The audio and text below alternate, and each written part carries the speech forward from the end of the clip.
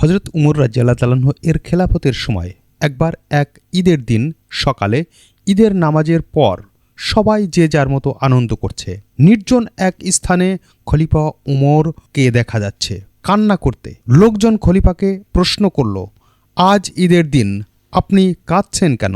হযরত উমর রাদিয়াল্লাহু তাআলা আনহু জবাব দিলেন, রাসূল সাল্লাল্লাহু আলাইহি ওয়াসাল্লাম বলেছিলেন যে ব্যক্তি একবার রমজানের রোজা পেল আর সে ইবাদত বন্দেগীর মাধ্যমে তার গুনাহ সমূহ আল্লাহর কাছ থেকে মাপ চেয়ে নিতে পারল না, সে ধ্বংস হোক। এখন রোজা শেষ হয়ে যাচ্ছে, আজকে ঈদের দিন। আমি এখনও জানি না আমার গুনাহ সমূহ মাপ করা হলো কিনা।